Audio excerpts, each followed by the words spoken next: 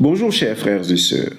Aujourd'hui, Météo Politique Ivoirienne se demande avec vous pourquoi les juges, les magistrats que sont Chantal Nadaba Camara et Ibrahim Cubière ont-ils décidé en 2025 de lever le drapeau rouge, c'est-à-dire de semer le chaos en Côte d'Ivoire avant les élections d'octobre 2025 pour installer Alassane Ouattara.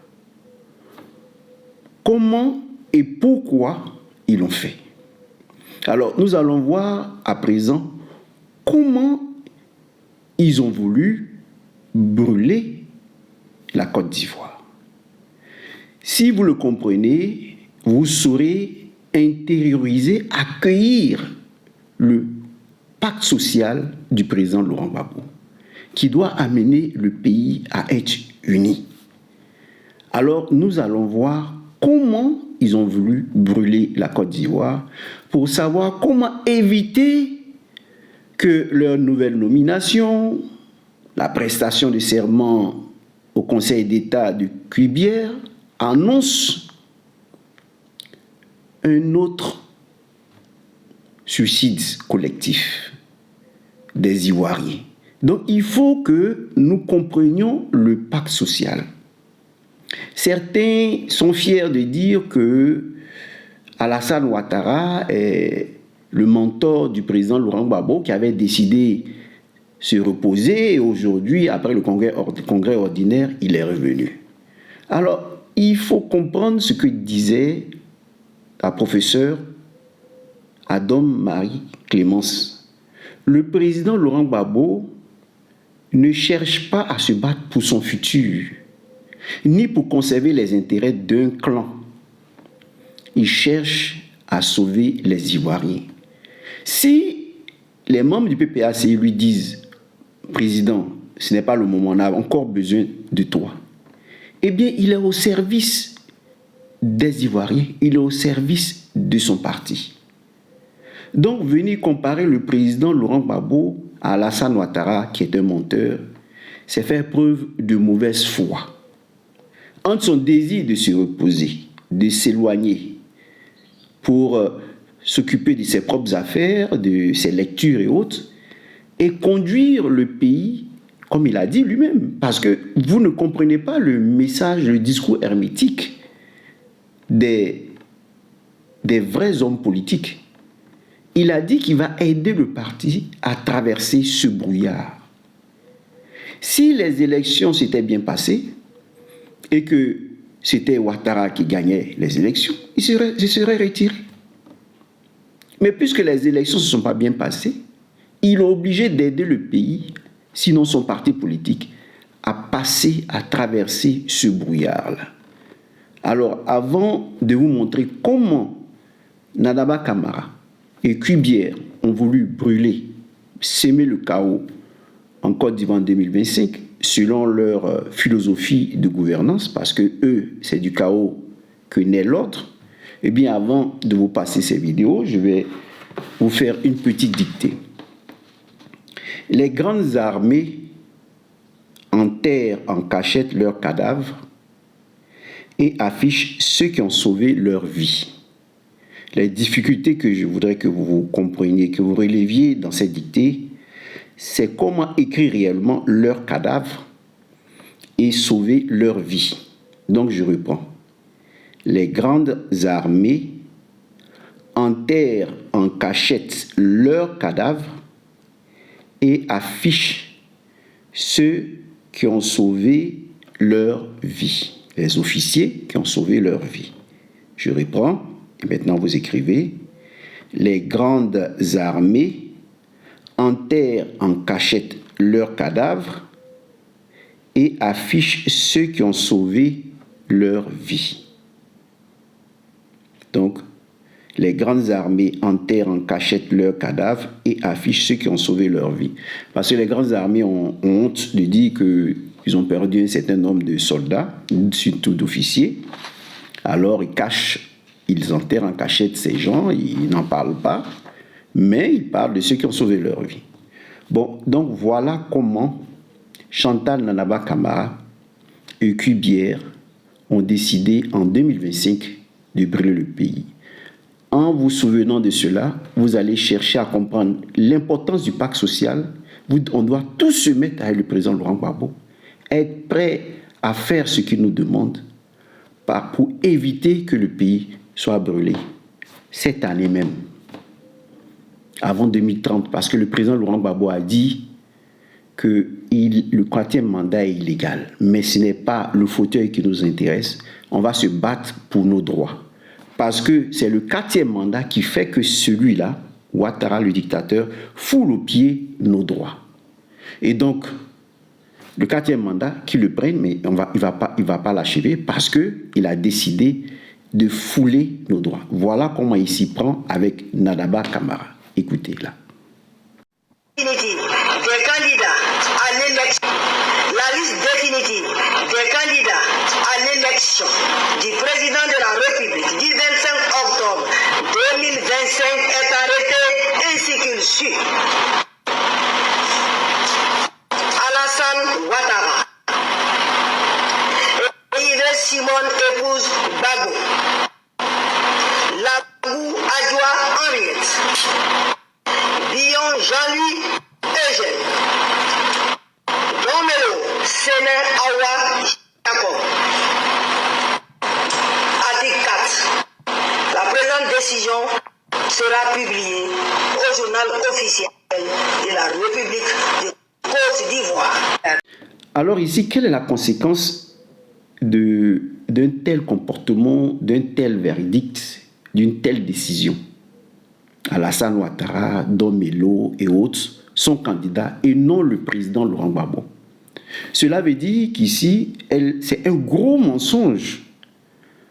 C'est un très gros mensonge. Cela veut dire tout simplement que ces personnes sont plus populaires que le président Laurent Gbagbo. Simone Gbagbo est plus populaire que le président Gbagbo.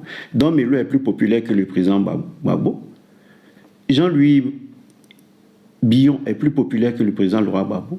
Toutes ces personnes-là sont plus populaires que le président Laurent Gbagbo. Vous voyez, c'est un gros mensonge. Et quelles conséquences une telle décision a sur la Côte d'Ivoire? Eh bien, puis ça brise la cohésion du peuple. Et c'est ce qui pousse les gens au chaos, à la guerre. Pourquoi? Parce que on refuse à des millions de personnes leur droit de vote. Ça ne concerne pas seulement le président Laurent Gbagbo, cette décision.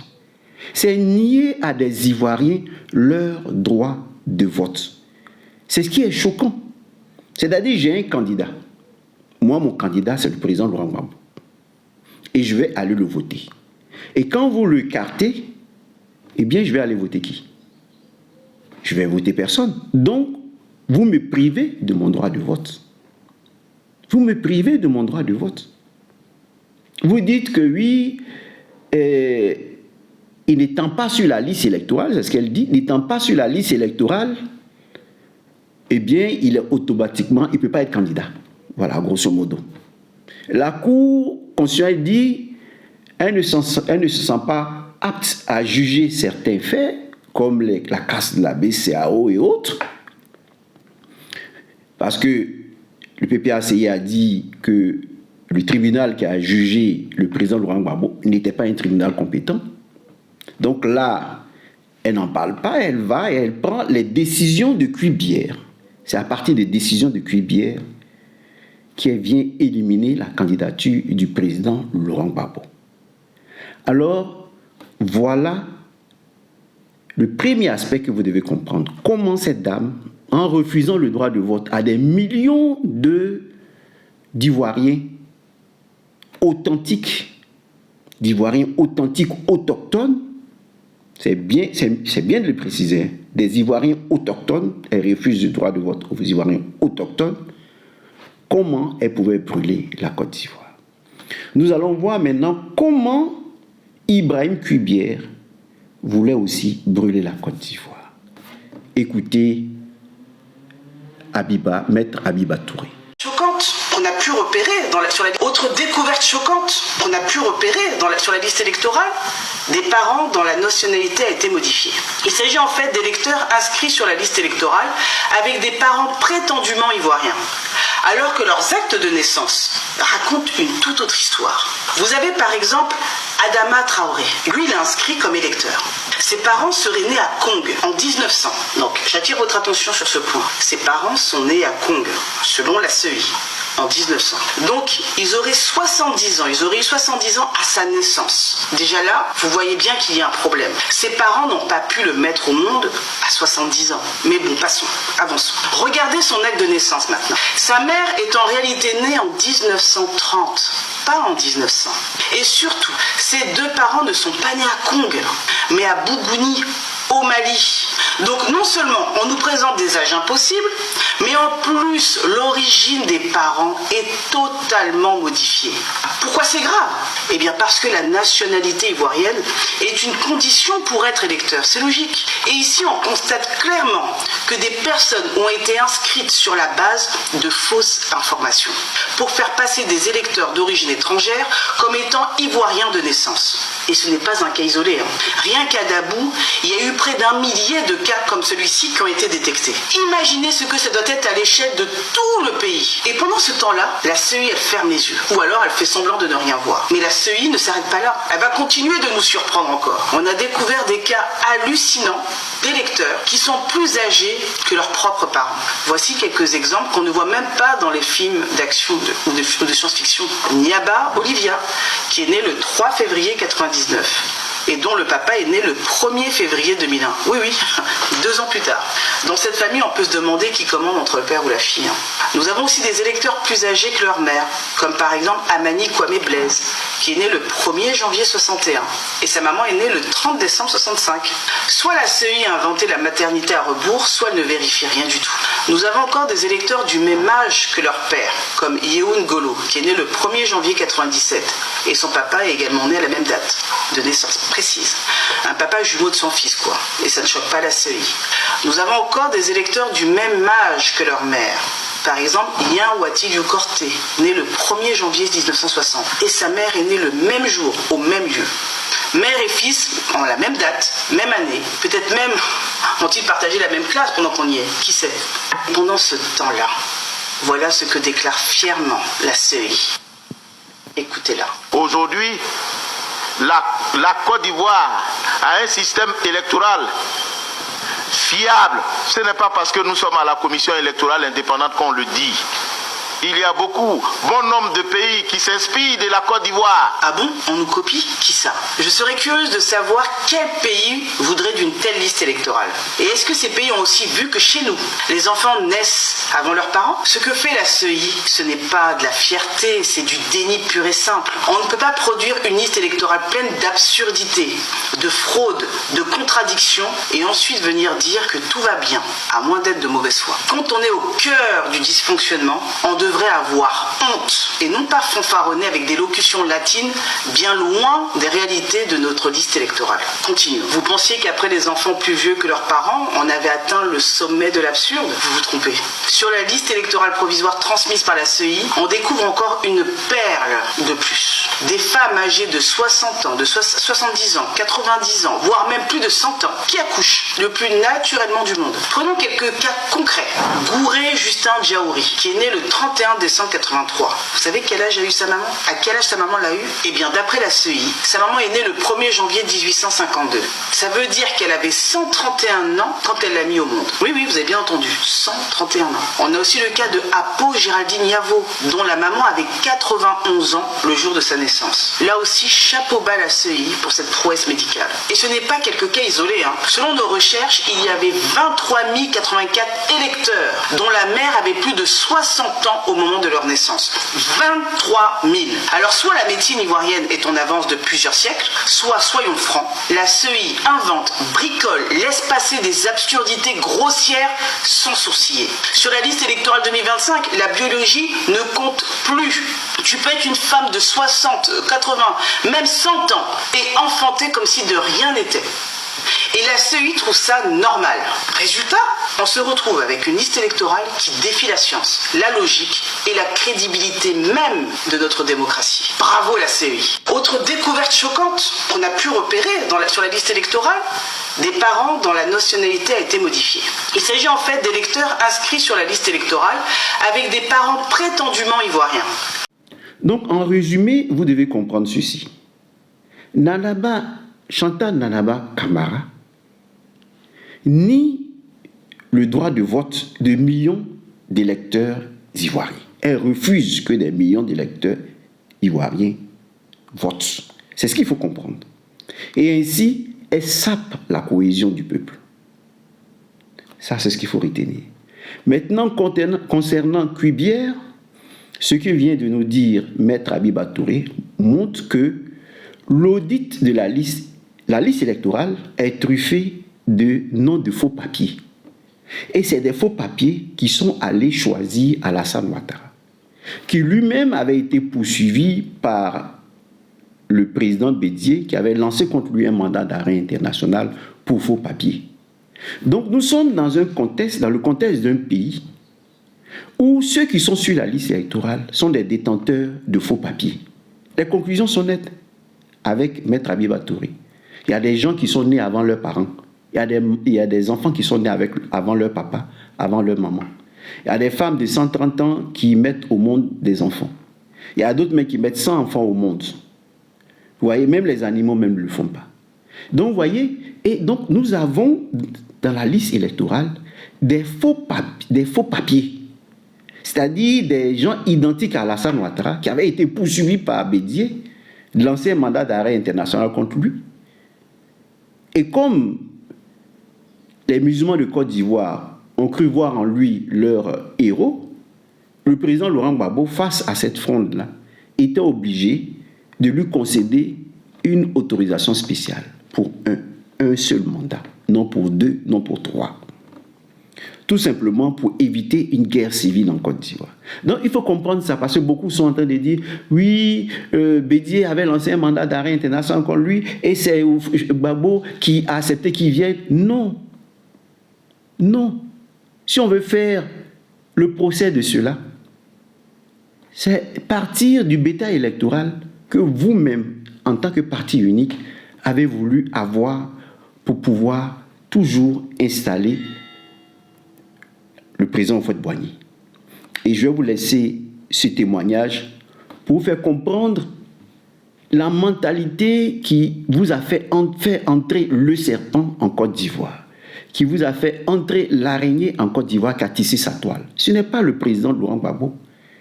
C'est le désir de vouloir maintenir le parti unique. Écoutez le témoignage de cet homme qui parle de Houphouët-Boigny. D'État du général de Gaulle. Comme je vous disais tantôt, Houphouët-Boigny était ministre d'État du général de Gaulle. Donc l'indépendance a été sabotée. Donc Houphouët-Boigny était le recruteur officiel de Gaulle en Afrique ou pas? C'est le préfet, comment on appelle ça? Le représentant... Le chef des valets locaux. Absolument. C'était le proconsul français pour l'Afrique de l'Ouest francophone. Et il a joué très bien son rôle, jusqu'au bout. Jusqu'au bout de sa vie, il a été attaché de façon ombilicale à la France. Moi, ce n'est pas quelqu'un qui me l'a dit. J'étais là, à Lomé, à la réunion des chefs d'État. J'étais avec le président Sankara. Quand le DG de Air Afrique à l'époque, un Congolais, est venu avec son plan de redressement de la compagnie aérienne pour exposer au chef d'État. Et c'est Oxens Ikonga. Il proposait de licencier, je crois, 400 ou 500 employés de Air Afrique pour pouvoir redresser la compagnie. Et c'était Eyadema qui présidait. Et Adema dit quelle solution on a par rapport à ça. Je vais demander la parole au doyen. Houphouët-Boigny a dit ceci. Je vous ai toujours dit qu'un noir ne peut pas diriger une compagnie en Afrique. Air Afrique ne peut pas être dirigée par un Africain. Houphouët-Boigny a osé dire ça devant tous les chefs d'État. Oui. Et il a dit donnez-moi le feu vert.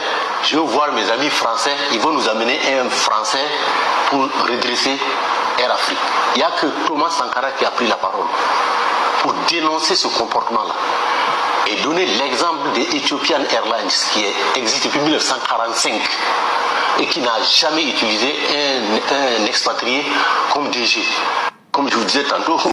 Lorsque le président Houphouët-Boigny nous dit qu'un Africain ne peut pas diriger une compagnie aérienne comme Air Afrique, il ne faut pas l'interpréter au premier degré, comme l'a fait le monsieur, en disant oui, il est au service de la France, donc non, avant d'être au service de la France, Houphouët voulait protéger ce parti unique. Donc, il fallait qu'il soit entouré des Guinéens, des Français. Voilà pourquoi il y a eu le complot en 1966 contre les Ernest Boka et autres.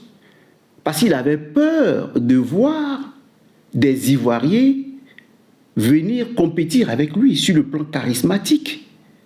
Les Biaka Boda sont morts assassinés parce qu'il avait peur, éliminés, parce qu'il avait peur d'eux. Donc quand il dit qu'aucun Africain n'est capable de gérer une compagnie aérienne, c'est parce qu'il a peur de voir les têtes ivoiriennes surgir et empêcher, lui, le président Houphouët-Boigny, de préserver, de conserver le parti unique. Il sait très bien, puisque lui-même il a eu à être pendant 24 heures président de la République française, pendant 24 heures. Ça veut dire qu'il sait que les Kwame Nkrumah et tout ça ont des compétences. Mais il fallait, lui, préserver le parti unique. Et c'est ce qui se passe jusqu'à présent. C'est ce qu'il faut comprendre. Alors, les Français les ont mis là, et là, je suis d'accord avec celui qui a témoigné, les Français les ont mis là pour protéger leurs intérêts. Pour protéger leurs intérêts. Voilà pourquoi De Gaulle, lorsqu'il concède l'indépendance aux pays africains, il leur dit, je ne vous concède pas la souveraineté nationale, je vous concède la souveraineté internationale. C'est-à-dire, vous allez siéger à l'ONU en tant que pays souverain. Mais en réalité, vous n'êtes pas souverain. Parce que c'est nous qui allons gouverner vos pays. Parce que s'il y a un problème, nous envoyons nos officiers pour défendre nos intérêts. Et donc, voilà le piège dans lequel nous sommes depuis longtemps et duquel nous ne sommes pas encore sortis. Même l'AES n'est pas sorti encore de ce piège. Pourquoi ? Parce qu'il nous nie la démocratie. L'AES va combattre, va vaincre les terreaux, mais ils les attendent sur les élections, des élections démocratiques et transparentes. Voilà le contrat secret, les clauses secrètes signées entre la France et l'ONU. Voilà pourquoi l'ONU peut envoyer des hélicoptères onusibles et des hélicoptères bombarder la résidence d'un président de la République. Parce que on considère qu'on nous a concédé une souveraineté internationale, non nationale. Donc quand des gens comme Sarkozy vont à l'ONU et disent « nos intérêts sont menacés et c'est l'intérêt du monde occidental », alors ils viennent défendre. Mais ils ne veulent pas que nous arrivions à la démocratie. Même au Sénégal, Sonko, qu'on peut appeler même jeune, très jeune, le père de la démocratie, parce que la démocratie sénégalaise n'est pas une véritable démocratie jusqu'à l'avènement de Sonko dans l'arène politique et sénégalaise. Vous voyez comment il a du mal à maintenir cette démocratie. Parce qu'il est entouré d'assimilés. Des gens qui ont la nationalité française depuis la traite négrière. Et qui sont là et qui défendent les intérêts de la France et non du Sénégal. Regardez nos équipes aux compétitions. Ce sont des équipes coloniales. Si nous ne réussissons pas à conquérir notre souveraineté, on ne pourra jamais passer certains caps de la Coupe du Monde.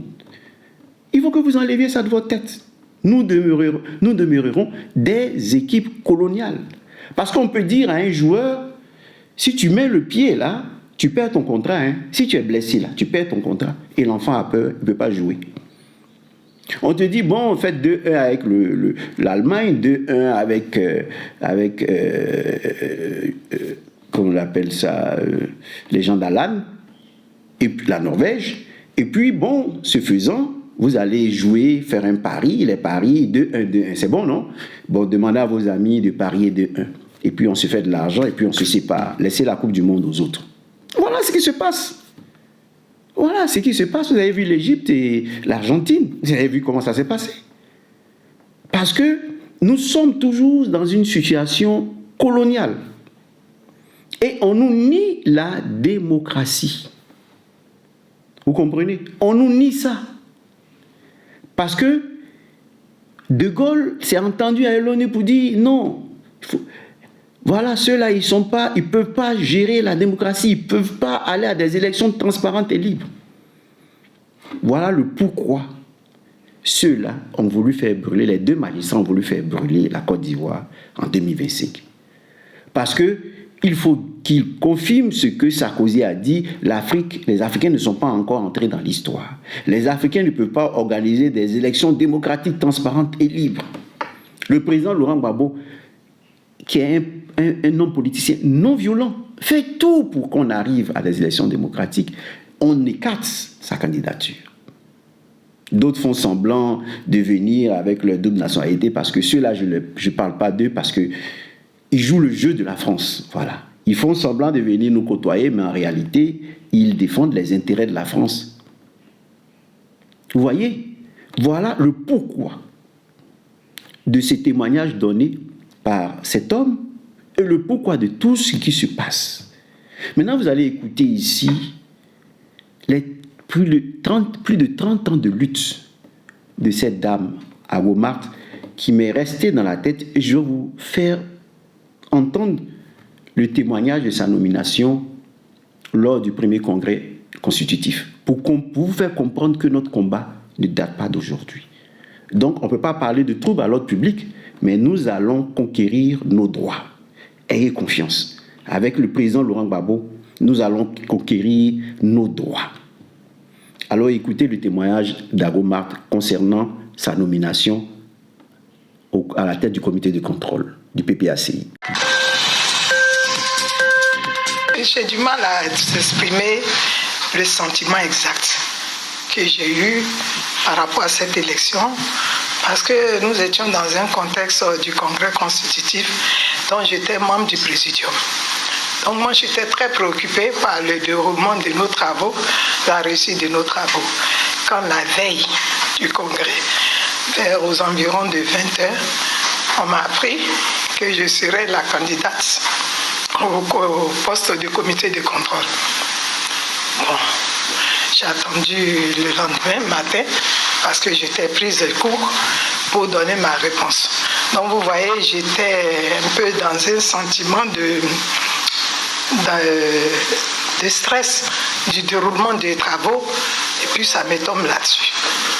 Bon, vous avez remarqué quand on m'a dit de dire un mot après mon élection, mon discours était très laconique parce que je n'étais pas vraiment préparé à cela. Mais ne vous inquiétez pas, j'ai accepté sans grande appréhension parce que mes premiers pas de militantisme politique ont été faits au sein de cet organe comité de contrôle en 1996 auprès du président Fauté Memel. J'ai tenu à vous partager ce témoignage pour vous montrer d'où vient notre lutte. Parce que le président Laurent Gbagbo a eu des aînés, a eu des pères spirituels, a eu des grands frères spirituels. Aris Memel Fauté, qui est né en 1930, et le président Laurent Gbagbo 15 ans après. Vous voyez? Mais Aris Memel Fauté, qui était un homme admiré par mon père, mon père me disait, mais il y a un homme politique, un génie politique, un Toupé, un Adjoukrou, celui-ci là, quand vous fouet se plaint parce que ce dernier se lamente pour les droits, se défend les droits, eh bien on le convoque, il prend sa natte, il met sa natte sous son... Il dit, bon, je suis venu pour que tu me mettes en prison. Voyez le comportement d'un homme violent. Et le président Laurent Gbagbo a hérité de cela. Ça, c'est mon père qui me disait, quand j'étais jeune, qui me parlait d'Aris Memel Fauté, qui nous a quittés en 2008. Vous voyez? Mais ici, Agomart était avec cet homme. Donc, elle était au pied de notre Socrate, comme le président Laurent Gbagbo était au pied de Aris Memel Foté, qui était son père spirituel, un sociologue, anthropologue, philosophe. Et donc, pour vous dire, pour confirmer ce que professeur Adam Marie Clémence a dit, le pacte social est l'essence d'une lutte qui ne date pas d'aujourd'hui. Écoutez ce sociologue, anthropologue et philosophe parler, notre Socrate. Tous les peuples que nous connaissons sont peuples ici et pas ailleurs avant d'être ici. Ils n'ont pas une origine, les Adjoukrous, comme je pense la plupart des peuples, ils ont multiples origines. Une des origines est l'origine occidentale, occident de la Côte d'Ivoire, de l'Ouest, région Bété-Dida, auxquelles ils sont alliés. Une autre origine est l'origine orientale, qui les fait apparenter aux Aladiens, au peuple de l'Est. Une autre origine, c'est l'origine septentrionale. Nous avons des fractions qui sont venues de Tiasalé, parmi les dernières migrations. Puis il y a, au-delà de ces diverses origines, il y a des infiltrations de lignage. Et donc, c'est cette multiple origine qui a donné, dans le long terme, naissance à ce qu'on appelle le peuple Adjoukrou, c'est-à-dire des groupes qui sont venus de différentes origines et qui, en cohabitant dans cet espace, ont une conscience commune, une langue commune, des institutions communes et qui s'appellent eux-mêmes l'Adjoukrou. Et cela est valable pour tous les peuples. Si vous prenez, si nous parlons par exemple des Baoulés, mais les Baoulés, il n'y a pas de Baoulés en Ashanti, dans le Ghana ancien. Ils sont baoulés ici, sur ce territoire, la Côte d'Ivoire. D'ailleurs, ils sont à partir du Komoué, n'est-ce pas?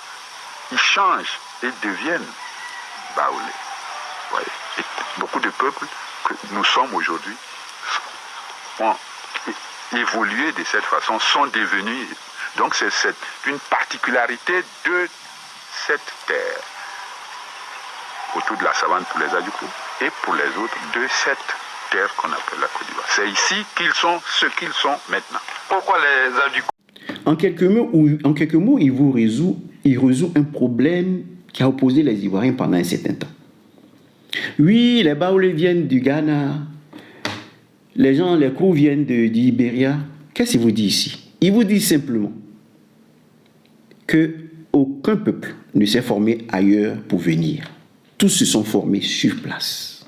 C'est important de le comprendre. C'est important de le comprendre. Tous se sont formés sur place. Donc, cessez de dire, oui, c'est à tel moment ceux-là sont venus. C'est à tel moment sont venus. Donc, avant eux, la terre ne leur appartenait pas. Non. Archi faux. Ils se sont formés sur place. Les Adjoukrous ont des origines Bété, ont des origines Krou, ont des origines Dida. Ils sont liés aux Aladjians. Et autres, ils sont même liés à des gens du Tiasalé. Parce qu'il y a eu des mouvements, des migrations à l'intérieur de la Côte d'Ivoire. Et nous sommes formés en Côte d'Ivoire. Nous sommes devenus peuple en Côte d'Ivoire. Il n'y avait pas de Baoulé dans le royaume Ashanti. C'est après avoir traversé le fleuve Komoué qu'ils ont pris le nom de Baouli. Vous comprenez? Donc ici, de Baouli, l'enfant est mort. Baouli, l'enfant est mort. Donc ici, le sociologue, anthropologue, maître du président Laurent Gbagbo, nous enseigne ici que c'est vrai, le pacte social, dont les bénéficiaires du pacte social, c'est tous ceux qui ont la nationalité ivoirienne, selon l'administration. C'est important, parce que Maître Habiba Touré en parle. Qui est ivoirien? Si on va dans la liste électorale, quels sont les Ivoiriens qui sont à même de voter? C'est important. Si nous allons les compter, ils sont peu. Et tous ceux-là sont des étrangers et on a modifié leur nationalité pour qu'ils acquièrent la nationalité ivoirienne. Mais il faut comprendre que lorsque le président Laurent Gbagbo dit « je vais reconstruire Adjamé », c'est pour donner le pouvoir d'autodétermination au peuple autochtone. Parce que si nous n'avons pas un peuple autochtone, l'ONU ne nous reconnaît pas comme peuple qui est capable de prendre en main son propre destin. Ce ne sont pas les étrangers qui viennent peupler un pays qui ont accès à l'autodétermination devant l'ONU. Ce sont les peuples autochtones. Donc, nous, on ne parle pas des origines de Nanaba Camara, de Kandia Camara, qui sont d'origine guinéenne, de Ouattara d'origine burkinabé. On n'en parle pas dans nos débats. Ils sont ivoiriens, mais il faut comprendre qu'il y a des peuples qui se sont développés en Côte d'Ivoire, qu'ils ont trouvé là. Il ne peut pas venir changer la conscience du peuple, parce que le professeur Aris Memel Fauté le dit, on a développé une certaine conscience et des lois. Et donc quand tu vas chez les Hébriers, vous avez vu, on évoque les mânes, les ancêtres, il y a des lois, et le président Laurent Gbagbo reconnaît le droit coutumier de ces peuples-là sur leur terre. Eh bien, c'est ce que ces derniers-là, les Nanaba Camara et autres, envoyés par la France, veulent effacer. Et nous dirons non. Vous voyez? Parce que sur ce terrain se construit l'économie de la Côte d'Ivoire.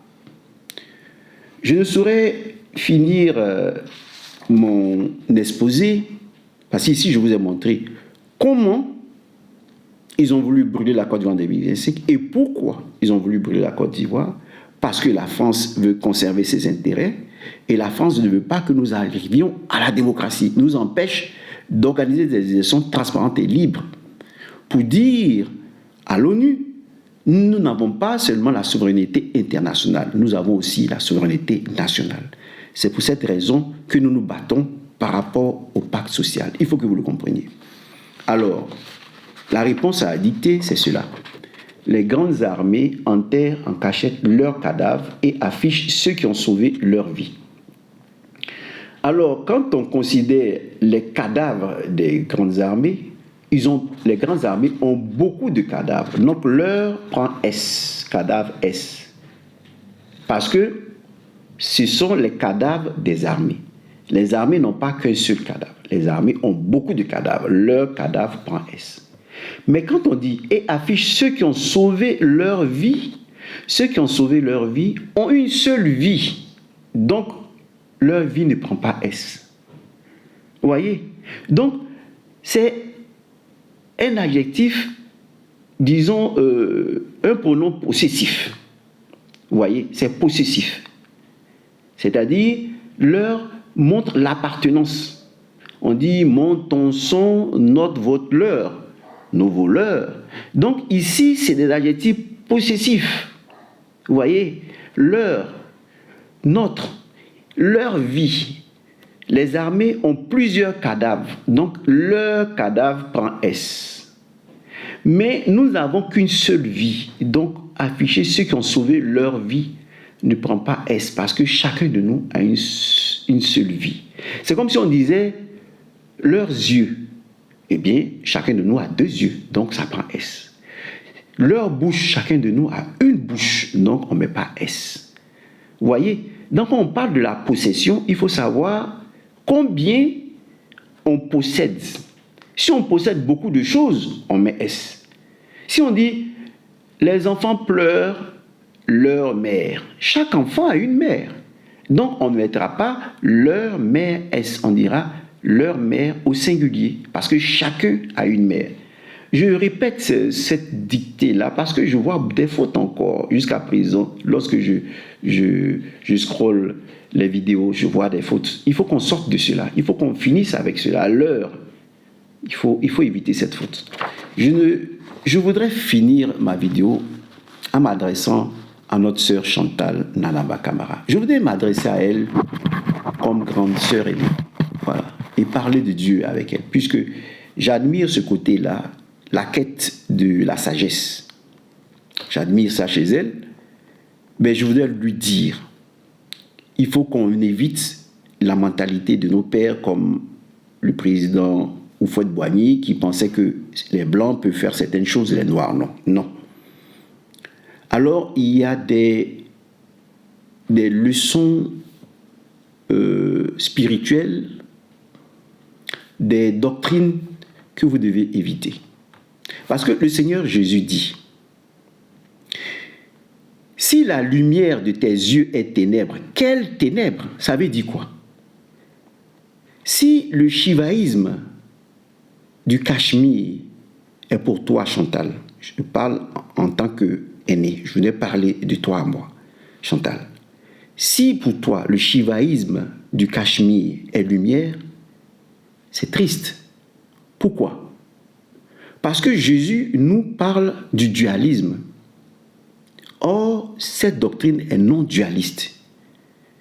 C'est-à-dire, vous concevez que la conscience de Dieu, depuis longtemps, est dans la matière. Non. Il y a l'esprit et la matière. Ce n'est pas la conscience de Dieu qui, à travers ses vibrations, ont donné naissance à la matière. La matière s'est formée indépendamment de Dieu. Pourquoi? Parce que Jésus nous dit, je vous donne une idée pour que tu comprennes. Je parle à toi, Chantal, parce que j'aime ce côté désir, je recherche de sagesse chez toi. Alors, je voulais te dire une chose.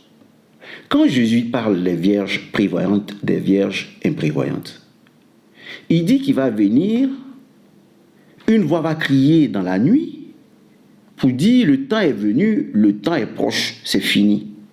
Et Jésus va venir, les musulmans l'attendent, tout le monde l'attend, et il va prêcher dans le monde. Et quand il va prêcher dans le monde, à travers une personne comme Noé, ceux qui vont écouter cette personne vont faire la volonté de Dieu. Ce sont les vierges prévoyantes. Mais il y aura tellement de choses bizarres dans le monde, incroyables dans le monde, que même les prêtres, les commerçants d'huile ne pourront pas expliquer ce qui se passe dans le monde aux croyants. Si on vous explique aujourd'hui qu'il y a un extraterrestre qui est venu, qui est apparu et qui a parlé avec tant pour autres, comment vous pouvez, les hommes de Dieu peuvent expliquer? Voilà pourquoi il dit, les vierges imprévoyantes iront chez les commerçants, les marchands d'huile, chercheront à acheter de l'huile. Mais les marchands d'huile n'auront pas d'huile. C'est-à-dire qu'ils diront, mais nous-mêmes, ce qui arrive, on ne comprend pas. On ne comprend pas ce qui arrive dans le monde. Ça, c'est des choses qu'on ne nous a pas expliquées en théologie. On ne comprend pas. Et qu'est-ce que le Seigneur dit? Pendant que ceux-là iront acheter de l'huile, les prévoyantes vont dire, les prévoyantes, c'est qui? Ce sont les hommes de cœur qui disent, Seigneur, je ne sais pas, éclaire-moi. Il ne va pas éclairer les savants. Même les savants de l'Église ne seront pas éclairés. C'est ce qu'il a montré à Saint Augustin en disant, si tu veux me réfléchir sur Dieu, eh bien c'est comme tu prends de l'eau de mer et tu mets dans un petit trou. Il faut, comme Jésus le dit, Père, je te remercie d'avoir caché cela aux sages, aux savants, et de les avoir révélés aux tout petits. C'est en priant humblement, en disant, Seigneur, je ne sais pas, je ne suis pas un savant, je ne suis pas intelligent. Dis-moi, si celui que tu nous envoies vient de Dieu, est-ce que Babo vient de Dieu? Est-ce que il est venu pour quelque chose ou non? Est-ce que Alassane Ouattara vient de Satan ou de Dieu? C'est des prières simples et le Seigneur te répondra dans l'humilité. Ce sont ceux-là qui sont des vierges prévoyantes. Et quand on dit des vierges prévoyantes, ça concerne tout le monde, femmes comme hommes, des vierges prévoyantes. C'est-à-dire, pourquoi les vierges, nous sommes des hommes, il y a des hommes et des femmes sont des vierges? Parce que nous sommes des épouses de Dieu. Nous sommes chairs, lui il est esprit. Et donc nous sommes des épouses invitées à nous soumettre à lui. Donc il nous dit, quand il viendra, il prendra avec lui les épouses prévoyantes, les vierges prévoyantes, et il ira. Et la porte sera fermée. Et dehors, il y aura des grincements dedans. Qu'est-ce que le dehors? Le dehors, c'est l'abîme. C'est l'abîme. Donc, avant la création, il y avait déjà le monde de l'esprit et le monde de l'abîme où est née la matière. Parce que la matière est née d'une bataille, d'une lutte entre les vibrations de Dieu qui arrivaient dans l'abîme. Et vous savez que ces vibrations, quand elles arrivent dans l'abîme, on assiste à l'effet spaghetti du trou noir. Parce que l'abîme, c'est un trou noir. Le taoïsme parle du puits. Mais le puits, c'est l'abîme. Le vent de Dieu, dans le livre de la Genèse, soufflait au-dessus des eaux. Et en bas, nous avions l'abîme. Et Dieu, pendant ce temps, était dans son monde, dans son paradis. Si la conscience divine était dans la matière, Dieu ne serait pas dans un paradis. Parce qu'il aurait vu déjà tout ce que le monde allait connaître. Il allait souffrir bien avant. C'est comme si Dieu était en enfer depuis longtemps. Non. Il fut un temps où Dieu était au paradis. Jusqu'à ce que la matière se forme. C'est-à-dire la matière se forme comment? Les vibrations dont vous parlez dans le shivaïsme du Cachemire, c'est la lumière divine qui vient et qui est emprisonnée sans que Dieu le veuille. Dieu ne s'occupe pas de ça. Parce qu'il émane, de Dieu émane de l'énergie, effectivement. Mais il est une personne. Il n'est pas une entité impersonnelle. Il est une personne. C'est une entité qui est une personne. Donc sa lumière brille sur les bons comme sur les méchants. Et quand ça arrive dans le monde de l'abîme, nous avons l'effet spaghetti. Et c'est ainsi que la matière s'est formée. Vous voyez? Voilà pourquoi il dit « La terre est un escabeau sous mes pieds ». Donc cette terre était d'abord un trou noir, un abîme. C'est cette terre qui est incréée. Donc avant que Dieu ne descende sur terre, avant qu'il ne descende sur terre pour la moisson, il était dans un monde. Je m'arrête là pour ne pas être trop long. Donc on va continuer ce discours après. Donc pour le moment, je te montre la matière. Comment s'est formée la matière? Vous voyez, c'est comme le soleil qui brille. Est-ce qu'on a de la neige, disons, accumulée en Afrique? Non. Le pôle Nord, on a la neige accumulée. Vous voyez, les icebergs, on n'a pas d'iceberg en Afrique. Pourquoi? Parce que le soleil brille tout le temps sur l'Afrique. Mais là où les rayons de soleil n'arrivent pas, ils se forment des icebergs. C'est comme ça s'est formée la matière. Vous voyez, lorsque l'énergie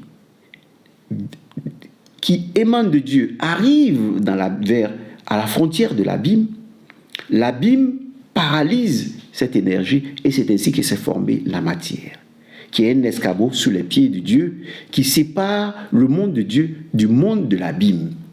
Et c'est voilà pourquoi il parle de porte. Parce que lorsqu'il va fermer la porte, eh bien, ce monde-là, il ne va plus le regarder. Vous voyez, bon, ça c'est une première révélation pour t'aider, Chantal, à comprendre. On va aller étape par étape pour ne pas trop parler. Donc, je voudrais t'amener là à réfléchir sur ton chemin de vie. Il faut te convertir parce que tu suis un chemin qui est en train de te perdre. Tu es bien, tu crois en ce que tu fais, mais tu es perdu parce que la lumière de tes yeux est ténèbre. Ce n'est pas lumière, ce n'est pas la vérité. Donc c'est difficile que tu comprennes. Le bien et le mal existent. Le dualisme existe. Bon, je voudrais m'arrêter là et puis à la prochaine vidéo. Merci.